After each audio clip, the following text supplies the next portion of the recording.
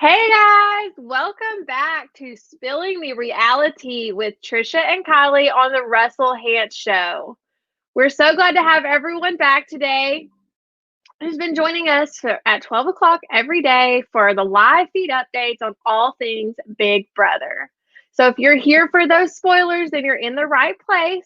But if you are looking to stay spoiler free this season, then hey Jessica, we have Jessica from Big Brother 21 on with us today. So we're going to be dishing all of the tea with our friend Jessica, and we're so excited to have her. So be sure to drop some comments as we go through the episode for any questions you may have for her, any questions you have on the feed, and we'll be sure to address those as we go throughout the show. Jessica, welcome. Thank you for having me, ladies. So sorry it took a little long. Like literally, I went to sleep so late. My time is completely off. It's like I'm living back in the Big Brother house because like I'm literally waking up as if it were 10 in the morning their time. So right, we're all living on Big Brother time right now. Yeah, the live feeds work. So like I'm waking up at like 11 or 12 every morning. My husband's looking at me like, you lazy woman. And I'm just like, I swear I've been up since 5 in the morning watching feeds. Horrid. I know, and they were so good last night. So there's a lot to talk about. Definitely. Yeah, there's a lot to talk about today. First thing we'll talk about is the show from last night. So we got to see a lot of HOH comp in the show last night. It was half of the episode was HOH comp. But before the HOH comp, we got to see some interesting conversation with Cody, Danny, and David. So, Jessica, what are your thoughts on David and the game he's playing since you got to play with him? David. Well, I'd like to put a disclaimer out that I really didn't play with him because he didn't play. So I'm just as shocked and surprised as each and every person out there when they're kind of confused at his gameplay. What I do know is that he is acting a lot of very similar in the way he played or he was acting last year, which was the Clueless kind of game.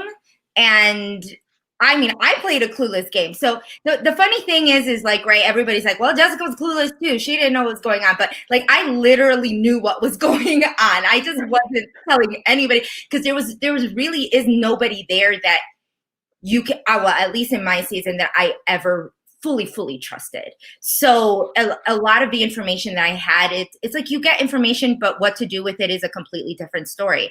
I see David doing that a little bit, but for the most part, he's just, he doesn't know the game. He hasn't watched the game. He didn't prepare for the game. And I think that's the frustration with it is that he, even though he's a very smart man in regular life, he's a salesman, he's a marketer, he has a great job. All these things he thinks is going to get him to that next level of this game, but he didn't fully prepare. He didn't do his quote unquote market research on any of the people he needed to, to do it with. And I think it shows that oh gosh. Not only did he not research the people, but I mean, he is questioning, like last night he was questioning, they're like, we're just talking about the Hinky vote. And he's like, the vote? What vote?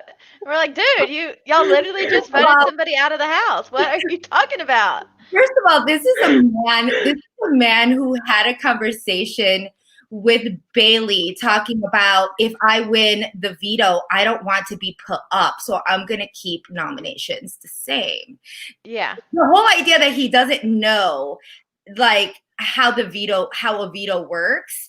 This isn't him. Like you can't play this type of dumb game on an all-star season, first off, because nobody, if you're an all-star for the most part and you say yes, this is just one of the biggest honors you can have as a Big Brother fan and as a player to be asked on another season. So everybody's going to pretty much feel offended that you got chosen for this game and have absolutely no idea how it works. And I think that's kind of the frustration on that level. But even if he is playing dumb, it's kind of a really dumb way to play dumb. Yeah, there are other ways that you can kind of play a clueless game. Well, I don't know. That's not true. But like when you're starting to talk about technicalities and then your allies are like, this guy, I'm like with someone who is a complete idiot when it comes to how the game is played. How am I going to align with someone who doesn't even know how to strategically work things to benefit their favor, you know? So God bless his soul. I think, you know, outside of the house, he is an amazing, caring man, an amazing guy, but as a player, it's a little disheartening, you know? Yeah, I think it is super frustrating because we've heard him talk about on the feeds that he was asked like in March if he would come on the All-Star season. So it's one thing if you get out of the show last summer and you decide, okay, you know, like I'm not fixing to invest all my time and going back watching past seasons of Big Brother. But I feel like once you accept that invitation to come onto an All-Star season, do your due diligence and do some research. He was given plenty of time. Like I wanted to, like 5 months. He was given plenty of time, but not only that, he was pushed by many people who knew he was going to be on an All-Star season, the opportunity to watch and study and pretty much said he did not want to, you know what I mean? So, and then I later find out that, that people in sequester, that the Houseguest in sequester had 2 weeks with, I mean, and they had CBS All Access. So you have 2 weeks of sequester where you have zero to do other than like work out with, you know, bands and, you know, do jumping jacks in your house or whatever. And you have 2 weeks to be able to prepare mentally for this. Like, I want to know, I'd be very curious to see how he was mentally preparing for this, if it wasn't to actually research. Well, he did say that he wanted to go on Love Island, so maybe he was just taking the time to make his body look good and just decided not to research Big Brother. And then he tells everybody, I don't even watch CBS. Like, I required you. Okay, well, so he doesn't even watch CBS, but he wants to be on all these CBS shows. This is great.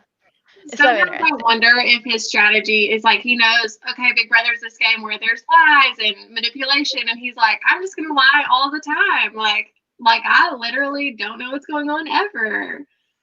Yeah, it's been interesting to watch. And it's the thing is that he played a very observer role the month that he was in our house. You know what I mean? In the house. Just like our house, but you know, but he didn't play the game. And like I want to say that during Camp Comeback, they weren't allowed to watch the vetoes. They weren't allowed to be a part of the veto ceremonies. They weren't allowed to do a lot of things as we were doing what the Houseguests, you know, were able to do, which was, you know, the veto nomination, all those things. They were up in the Camp Comeback room, and they would watch certain clips on a TV, and that's pretty much the extent, you know, the extent of it. So I do think that for the most part, he doesn't really know the game as much as people might give him credit for, but at the same time, also still playing a very observer, like like it's almost like he thinks he's still in Camp Comeback. You know, he made the comments last week to Kaysar like, well, if you come back in the game, who are you going to go after? And Kaysar's like, come back in the game? Like, what are you talking about? I'm still in the game.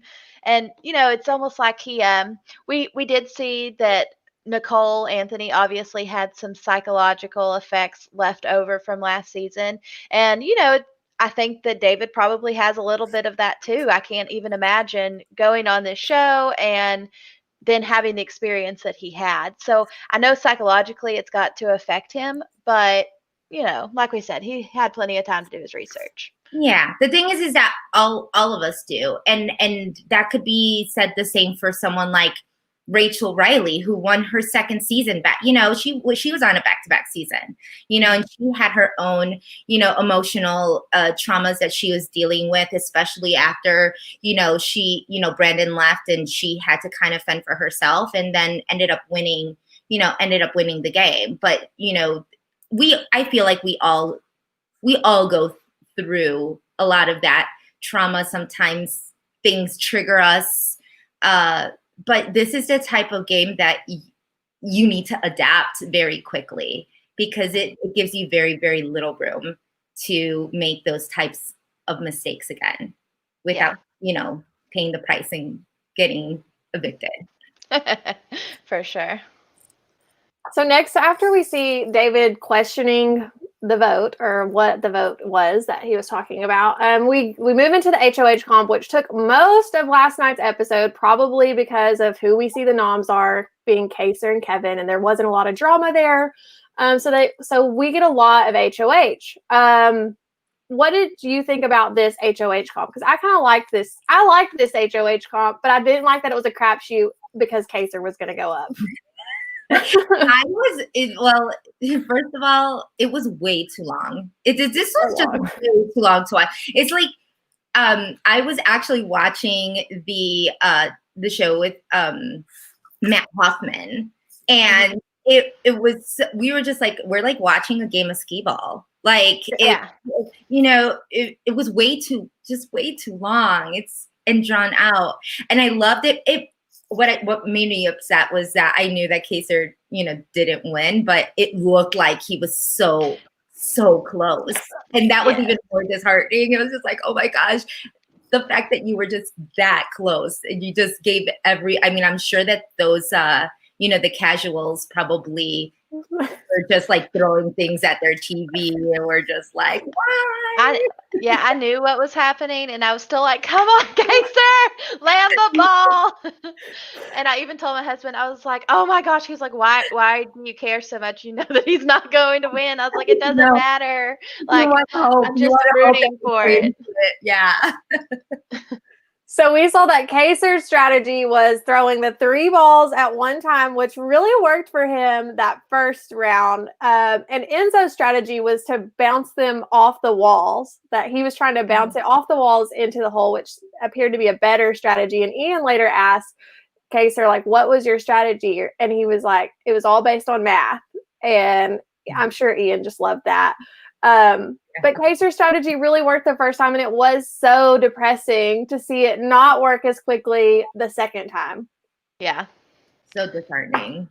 I just like every time, and the thing is that he looked so into it, you know, like Kaysar, I mean, he's a very intense person, but it's like very passionate, you know, and you can see that just even in his face and his demeanor, you know, he had something to prove, and it just felt you wanted to see it because you wanted to see like the vindication for, you know, for Janelle being out. And I know that it hurt a lot of people to see that he didn't get that. It's awful.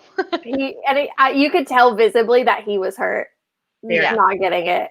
He really wanted that HOH. After the HOH comp, we get more conversations with Cody, Dani, and Christmas on their strategy, the votes moving forward. And we see that Cody confronts Dani about it because she had told him before the episode or before the vote that, hey, wouldn't it be cool if I voted or we voted like the other way and we both voted for Kaysar?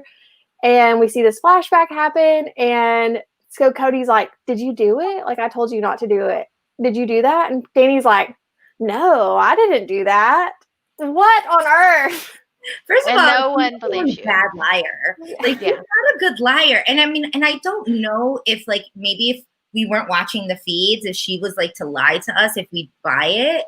I'm because I really try to put myself in the same situation. It's like, okay, they don't know everything that we know. So like, obviously we're going to keep on looking at Dani try too hard, and we're wondering why nobody's picking up on it. And whether people are buying her lies. At this point, I think Cody's kind of on to her. He's like, okay, you're definitely nobody believes you. Yeah, nobody believes you. The fact that, and here's the thing, like, I'm such a Dani fan, and like, I want to keep on rooting for her. I really do, because I loved her so much on her previous seasons, and it's kind of, I'm on the struggle bus right now. It's very much of a, like, I'm here trying to balance the scales on how I feel about her, because I think she is an amazing player. I think that that she's trying just too hard. Like, she was in such a great position. All she really needs to do right now is just kind of like coast for a little bit. Just learn how to, coast, because I think people are now just starting to understand, like, there's something off here, and obviously Enzo gets it too. So yeah. Do you think she made the wrong decision by coming into the house? She was friends with Janelle outside of the house. Like, they were actual legit good friends outside of the house before the season. And we hear Janelle talk about that in her postseason interviews, and just really how shocked she was that Dani was not on her side from the get-go and really put that target on her from the beginning. Do you think Dani made a mistake by not pursuing that alliance with Janelle, or do you think her going with the Nicole F side of the house will work better in her favor? I think, you know what, that's a very interesting question, because I kind of thought about that as well. What I think is that I don't think that she needed to ruin Janelle's game the way she did in order to be secure in that house. Like, like the Nicole Franzel situation with her and Janelle, I feel like Nicole was doing it all on her own. Like, Dani didn't need to push that extra step. Like, she really could have just played both of those sides very well. And I'm very confused. Well, if you see my season, everybody knows I'm all about female empowerment. And although I didn't get along with all of the women in the house 100% of the time, it was never a point of like, she's going down, I'm gonna, and then like kind of make it a little bit more personal, which I felt was how her and Nicole are playing. And, you can see that Janelle says facts, what she believes is true. It's not like she's digging at, someone being a bad mom, or, any of these other, these other things, until she feels personally attacked, But I feel like a lot of these personal attacks that Dani is doing, it doesn't necessarily have to deal with the game. Like, and I think that's where where that fine line is. It's kind of like, is this game, or how petty is this? Like, what are we doing? Yeah. We all know, Dani is she is an all-star for a reason. She plays hard. Absolutely. But you're exactly right, where I think that line is getting very blurred of game.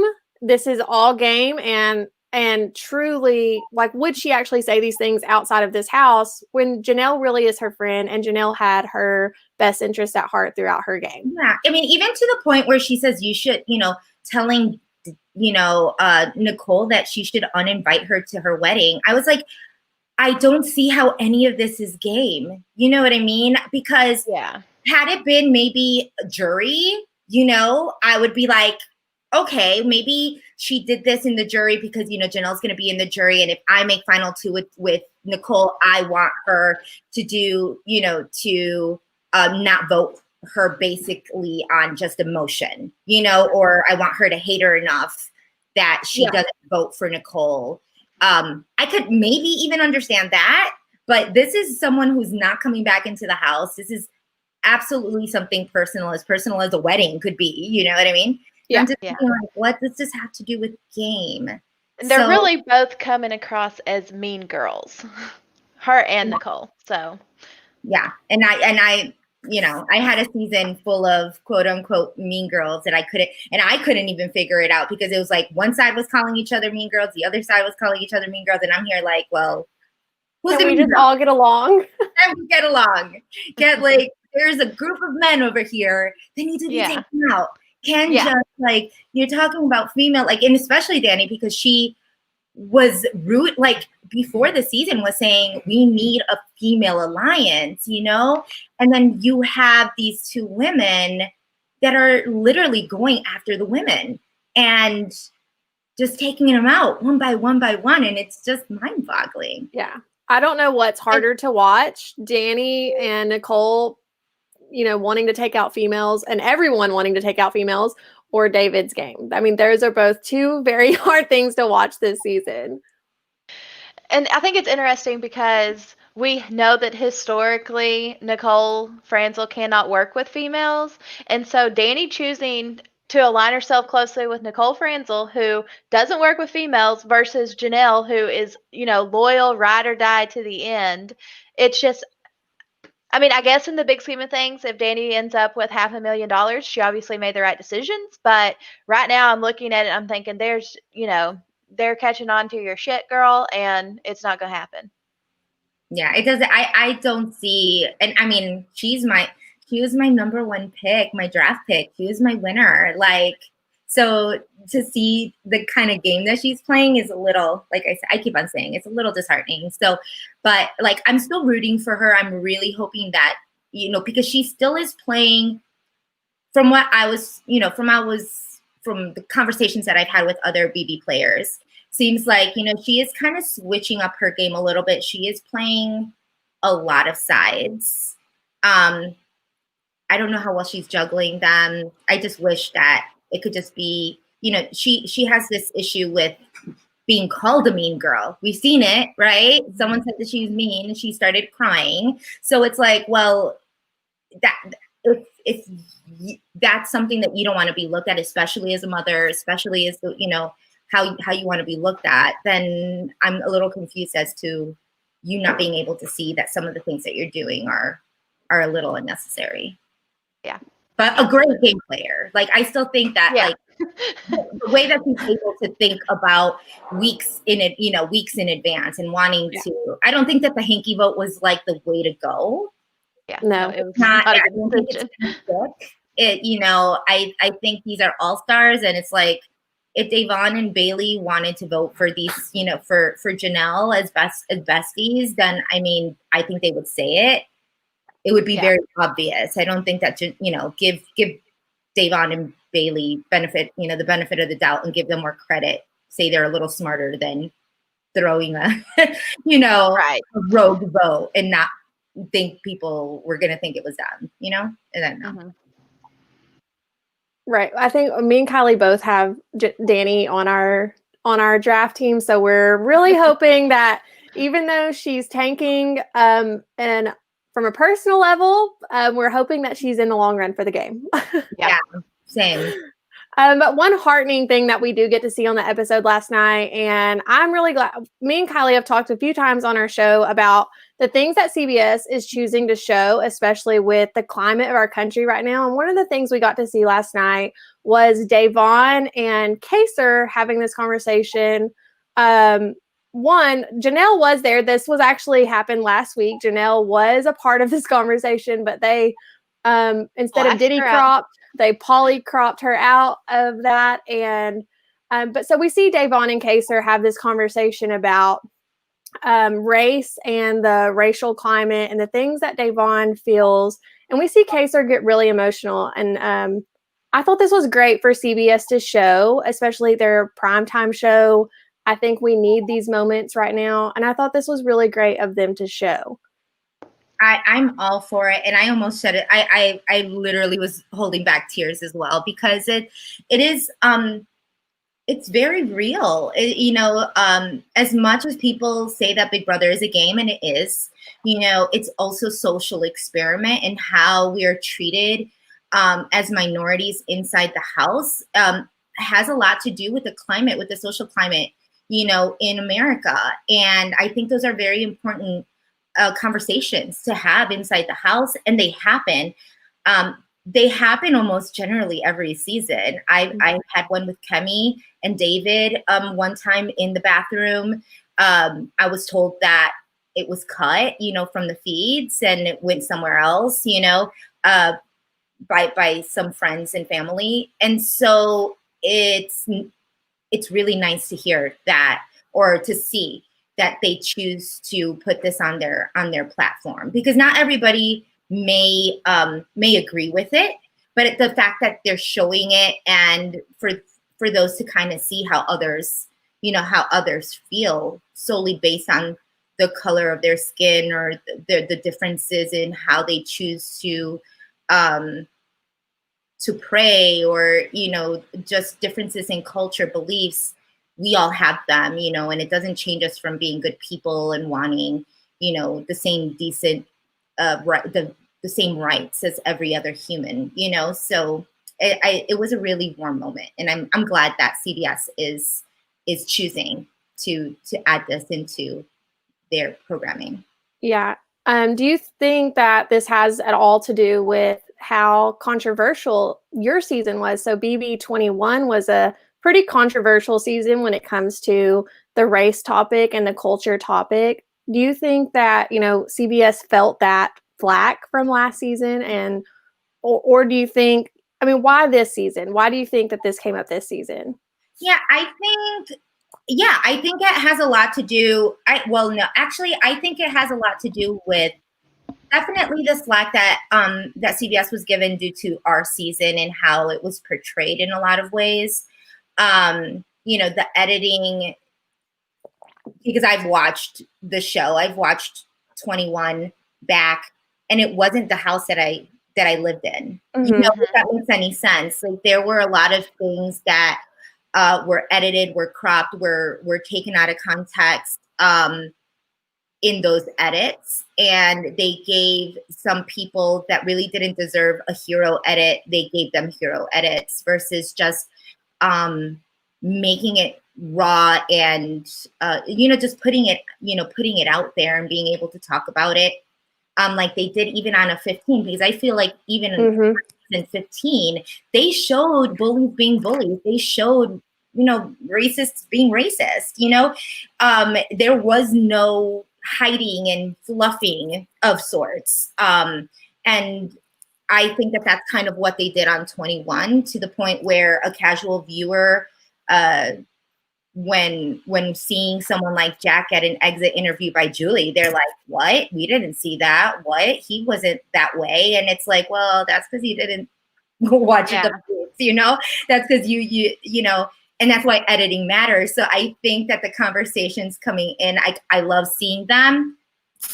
Was it just 21? No, I think it's a mix of 21, 15, all of probably the other seasons that we, you know, have forgotten that might have been a little controversial, but also because of the current climate of the country, and, you know, where we're at right now as a society. So, you know, the whole Black Lives Matter movement, everything that's going on in this world, it's just, you know, a good idea to at least put something on these shows that have a little bit more substance, so that you can understand the background of, like, why someone like Dave would say he would never vote out, you know, David because he's Black.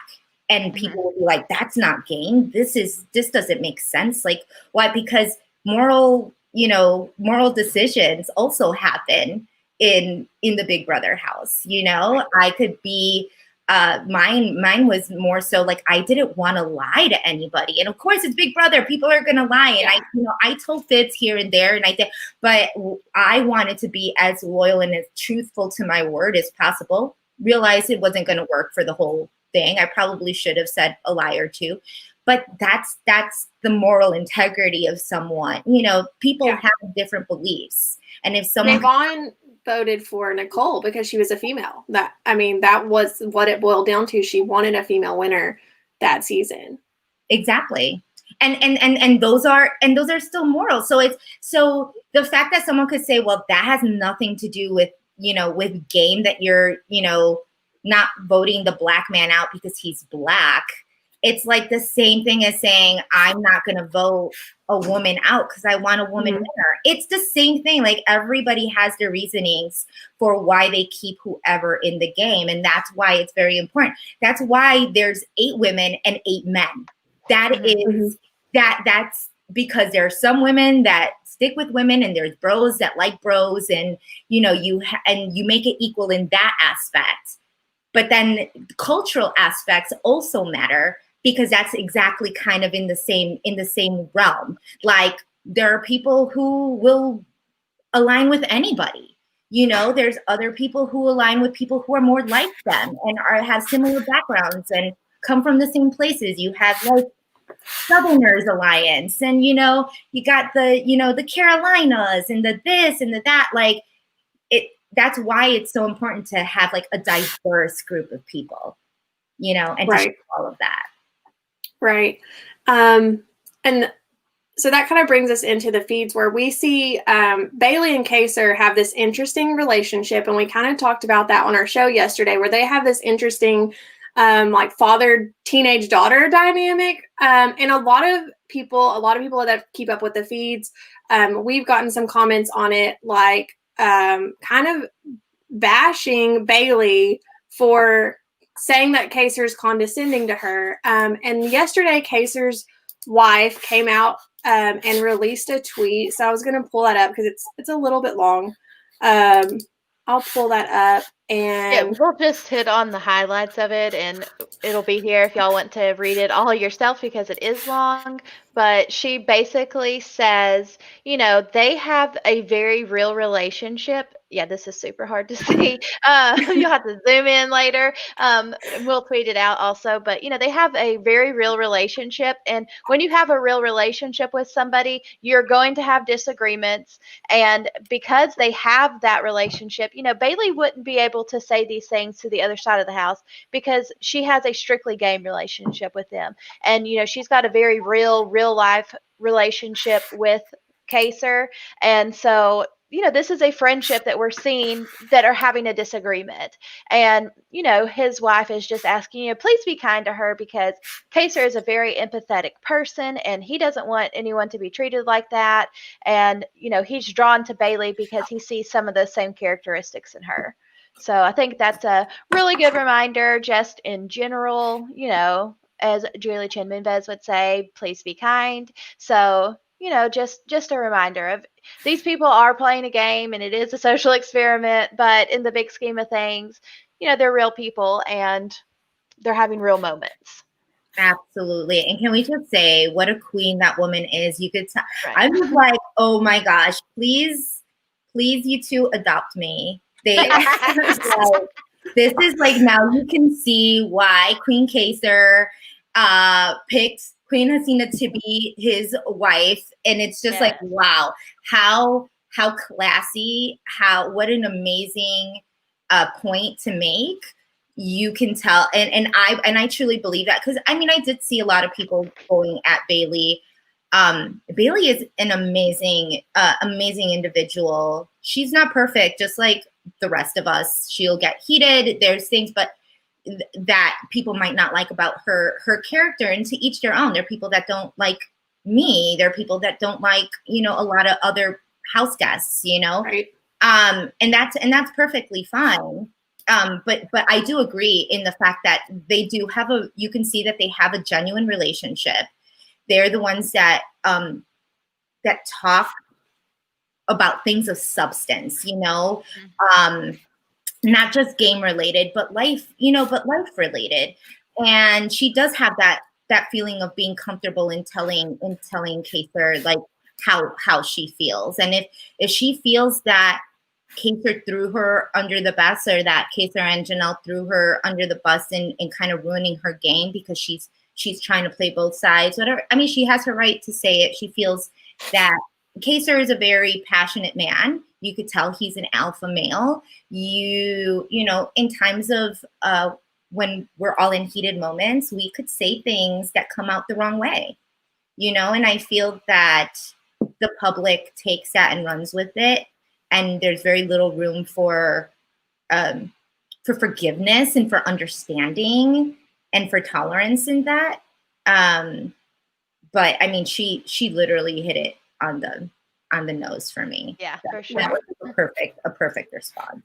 Yeah, and we have to know. I mean, if you watch Kaysar's conversations with other people, it's not him being condescending to her because of anything. He literally talks to everyone. We played the clip yesterday on our show of him talking to Dani, and he's close with Dani, and he tells her, like, I'm gonna blow your lines up, sorry. Like, and he really is there for the game. And I mean, he's gonna be straight up with you if he needs to be. And it's not him being condescending, it's just his method of communicating. He sees what's happening, and he just passionately wants Bayleigh to see it too.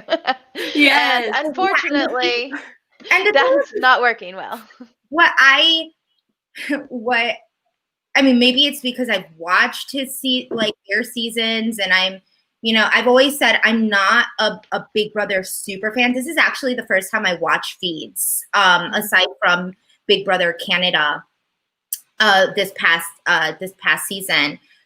But I was a casual, and now that I've played the game, I understand it a little bit more, and I'm way more passionate about it now. But I do remember, watching season 6 and season 7 and the loyalty, the trust that Kaysar had with a lot of these people when he would take people for their word. Like, this is the old school mentality of just like, that's what loyalty is. This is like anybody.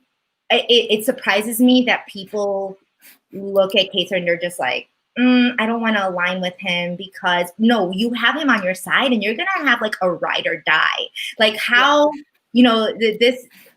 this is it. Like, someone needs to scoop him up. Why he's on the block, I have no idea. Why he's still the target, I have no idea. Like, Enzo, take him, scoop him up, make him, that ride or die for you. Not a Christmas, not a, anybody else. Just it. Like, Kaysar is such a valuable piece in this component. Like, I don't know. That's my thought process, but it boggles. We're the same.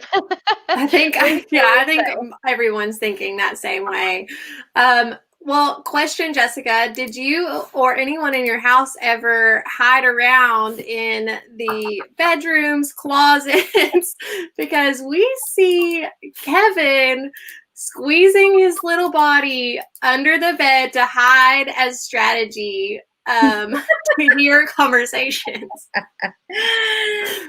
Oh gosh, this man. First of all, I want to say, like, I love him. He's also in my draft. Like, seriously, he's my captain. Right now, people would look at my draft and just start laughing and be like, "God, Jessica, you were a bad player. Like, can't even take a read." And I'm just like, "Wow, I was not expecting this." Yeah. I was at first looking like, is he like looking for like a hide and go veto spot? Is he like, what is he doing? We did do that in on our season. Actually, I helped Annalise, like, I placed her in the trash can and hid her so that she could like scare people. She was like, a lot of people might not know, but sis was like the James of our season. She liked to prank, and her and Cliff were always pranking each other.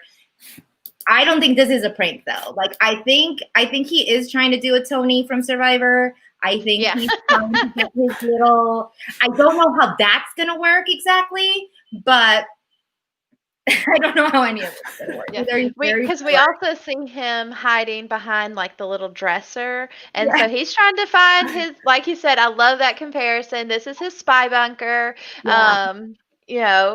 He's trying to find him a spot. And I think it's interesting that he sets this up in the camera room, because that is where we always see Dani and Cody and Nicole talking. And so I'm like, I am here for this. Please make this bed up, get underneath it, and get you some intel, Kevin, because you do need your eyes open.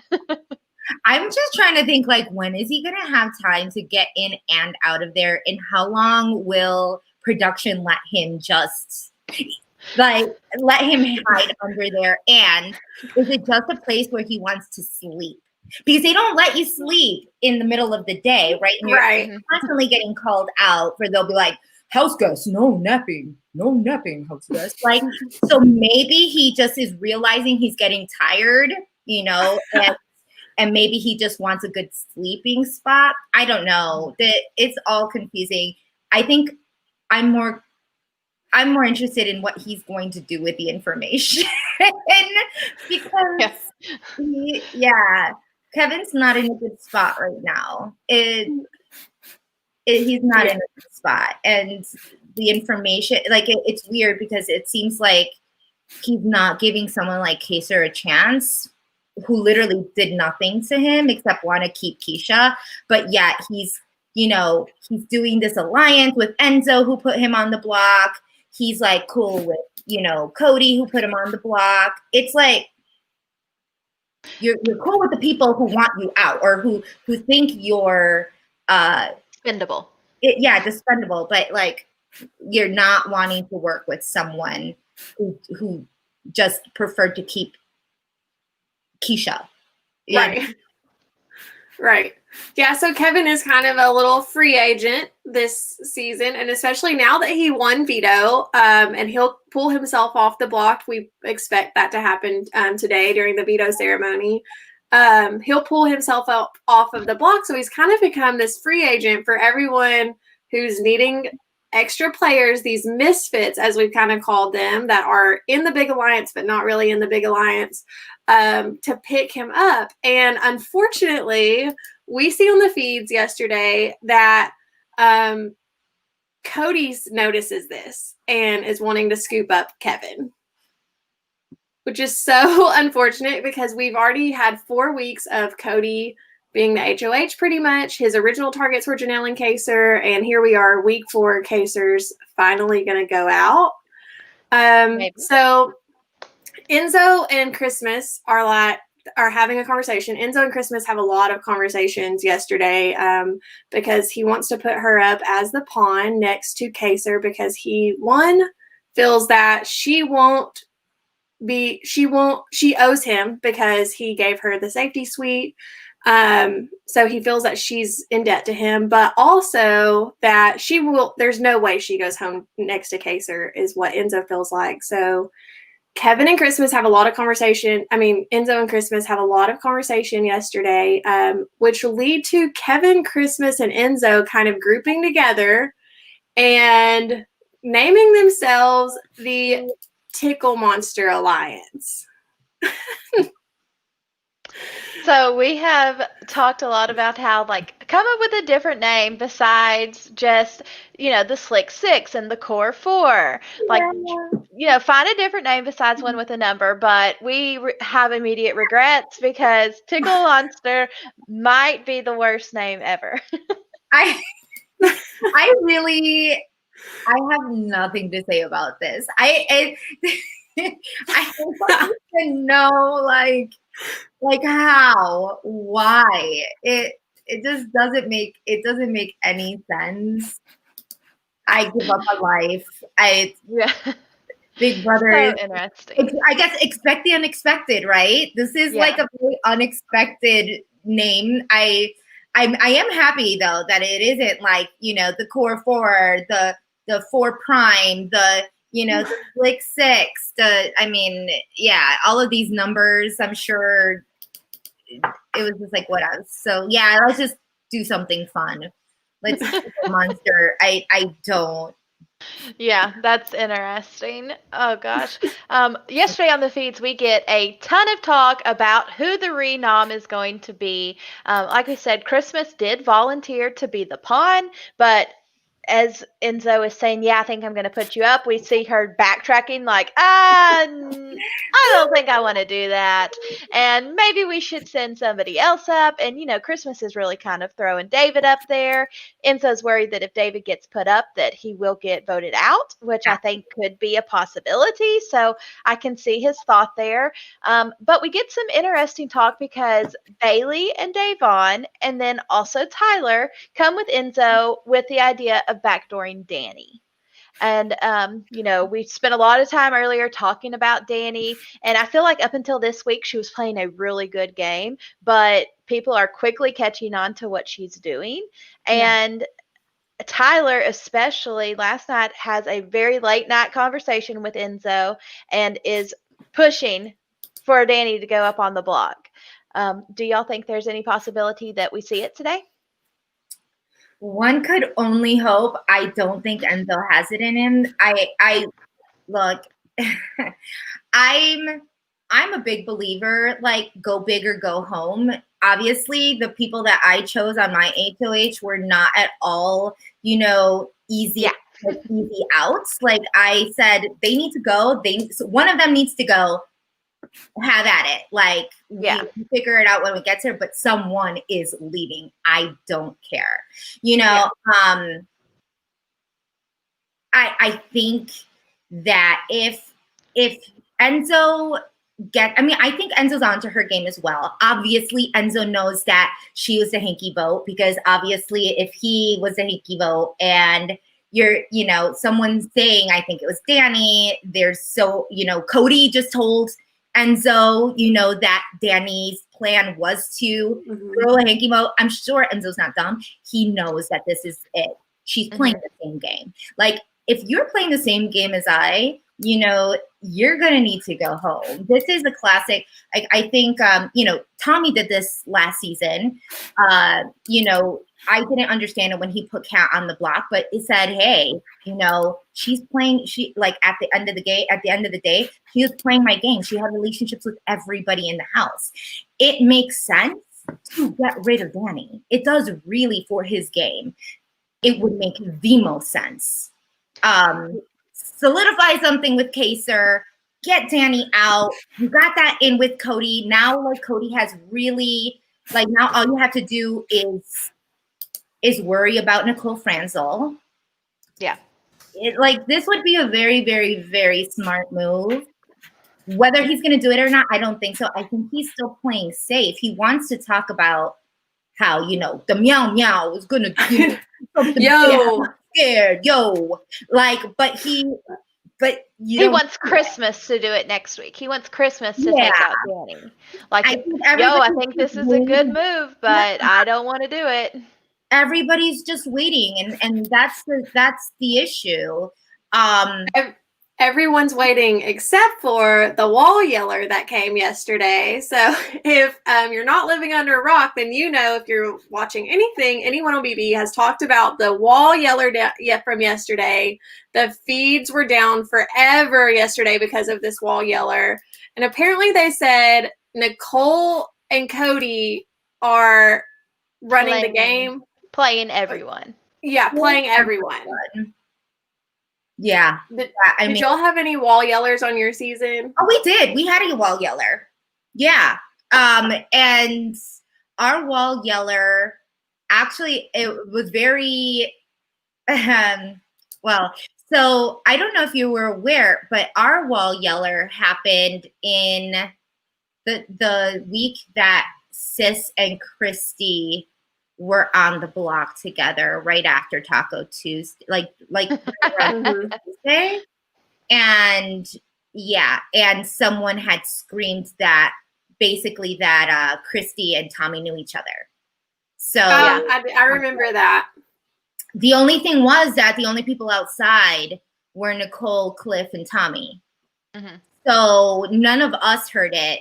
But the sirens went off. We got inside. They closed it. I'm like, it sucks. It sucks so much because we have very little yard time. So the fact that this happens and it closes down for a couple of hours, and it's upsetting. Not only that, but the Houseguests don't believe it. The fact you would have to really scream something of substance, not just that two people are playing. How does this Cody and Nicole situation affect what's going on right now in the grand scheme of things? Pretty much nothing, because it's not helping Kaysar. You know what I mean? Scream something that is gonna help Kaysar. Right. Ultimately, Backdoor Dani. We're very much encouraged. It kind of sucks because because this doesn't benefit really anybody's game, and it doesn't really throw anybody under the bus either. A lot of us are like there for the game. We want to play. We want to and do it in a way where if you really have the integrity for the game, something like that, a wall yeller really pisses you off because, you know, it's not a fair game. People play the way that they play. And if, you know, right now, Cody and Nicole are kind of playing the whole house.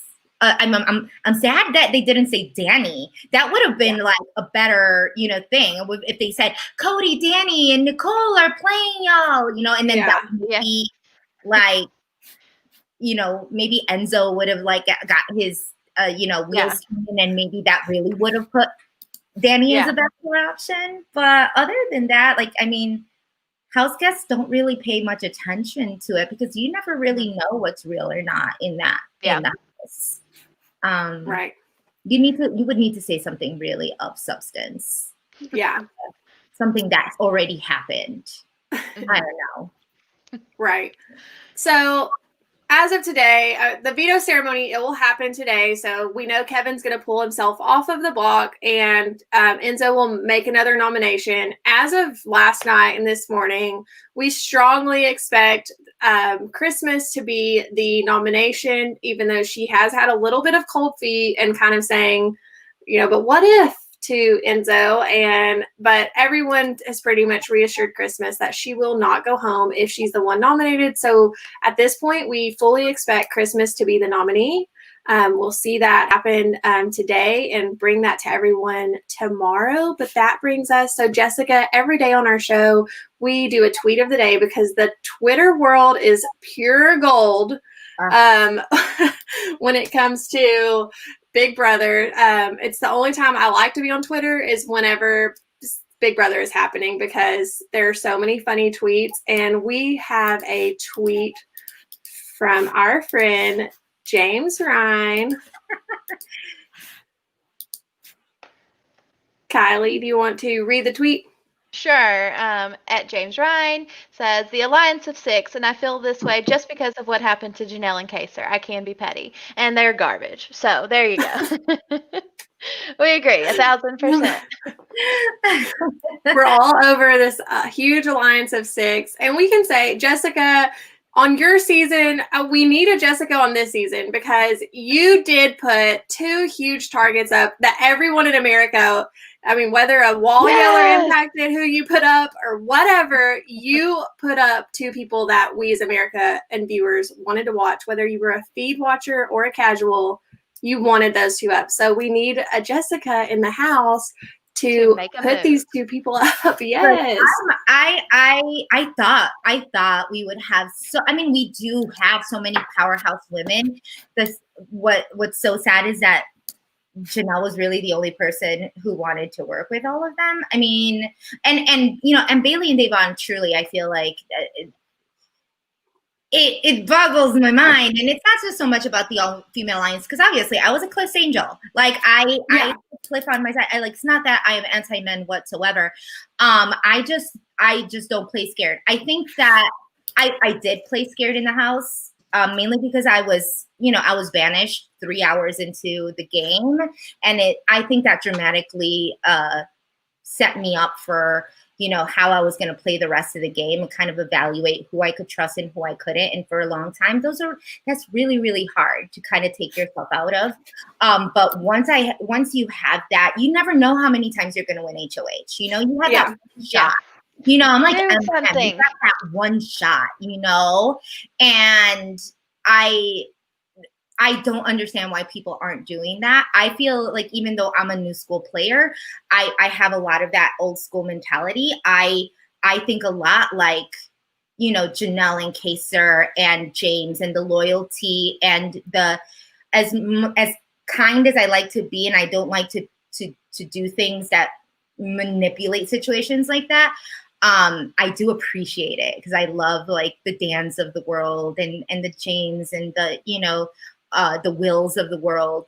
Yeah, everybody does. Yeah. I mean, and I love that type of gameplay, but when you're inside of the house, it makes it so hard, especially with these new school players that are all about just numbers, and loyalty doesn't really mean anything. And I saw that a lot on my season. I saw the numbers, and I saw like what people were doing, and whether or not I said they're an alliance or not, I knew that there was a connection, and it made it really hard for me to trust people. And I mean, even Kat, who was like my number one, I knew that she had loose lips, and I knew that she would say things to other people. And so I was very, very guarded in that sense. But when you have HOH, you gotta like take them down. Like this is something that's going to affect your game. I got rid of Jack specifically because he was not good for my game, and a lot of people were like, you should have done Mickey. But I had a better relationship with Mickey in my view of the world. Jack was I couldn't work with him. There was in no world, in no shape or form was I able to work with this individual.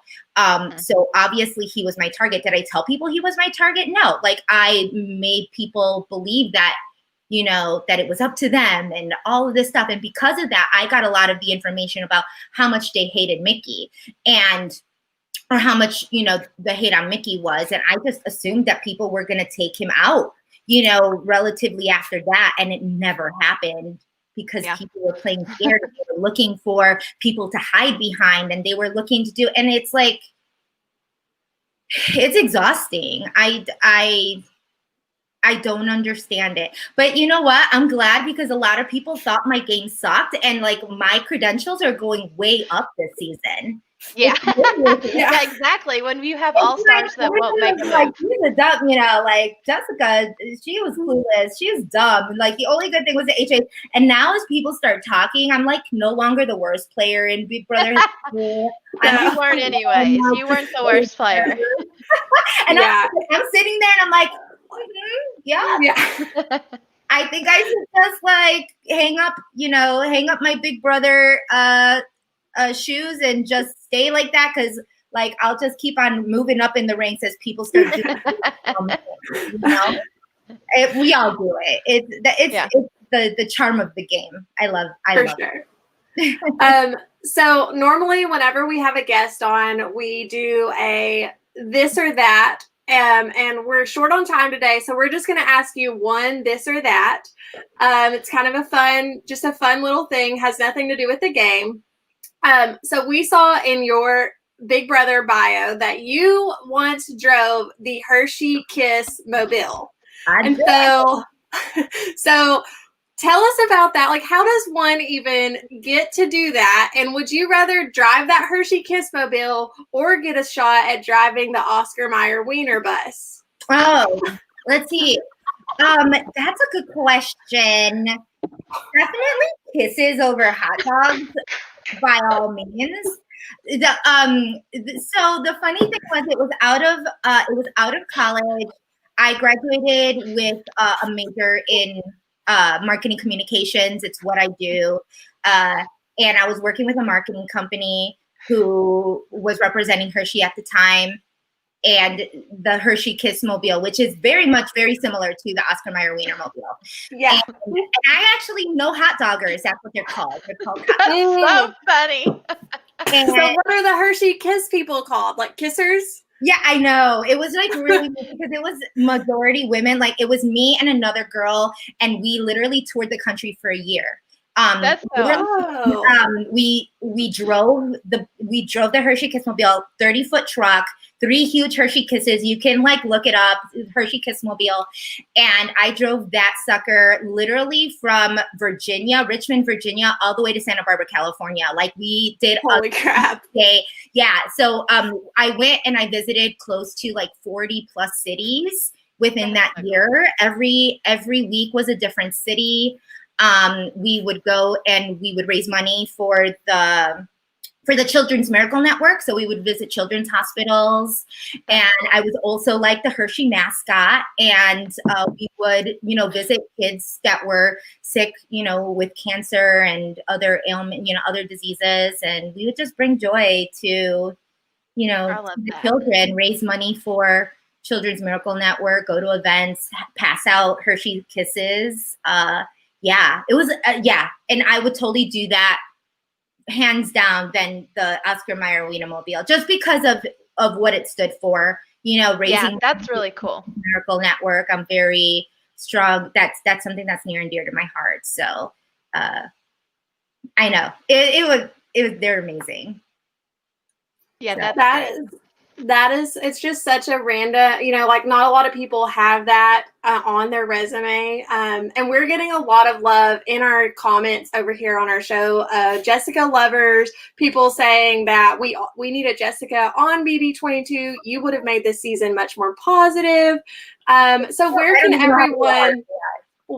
can everyone follow you on social media?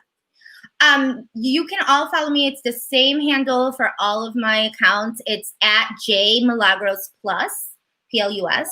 And that's my Twitter. That's my Instagram. We also do a podcast we have a YouTube channel called Girl Let's Agree to Disagree with coming from season 21 and Hannah, who is Obi's girlfriend from season 21. And we have that every Wednesday night after the show. We recap.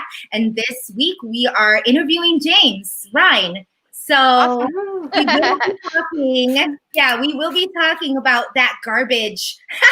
I bet he has so many good things, so much great commentary. I can't wait to hear him on your show. I'm so excited. I do love it because we try to be positive, but I love bringing, guests on that have different takes and give that little bit of like pettiness and sass so that we laugh and joke, and it's a good time, but never personal, just, game related, but yeah, that's great. It's hard not to take it personal. I get it. It's hard. But well, thank you so much for joining us today, Jessica. We have truly enjoyed having you. You have given us a great take on everything, and we love that you keep up with the feeds because that's what our show is all about. So thanks again for joining us, and everyone who watched us live, thank you for your comments and your love for Jessica. People are now commenting how much they love James. So y'all be sure to tune in to Jessica's YouTube show. Go follow her on social media. Give us a follow as well as we're posting who our next guest will be because we do have some more guests lined up for the rest of the week. So give us a follow so you can keep up with everything going on in the Big Brother house. Don't forget to like, comment, and subscribe on our YouTube channel. And everyone have a great day. We'll see you guys tomorrow at 12 o'clock Central Standard Time. Cheers, y'all. Bye, guys. Bye.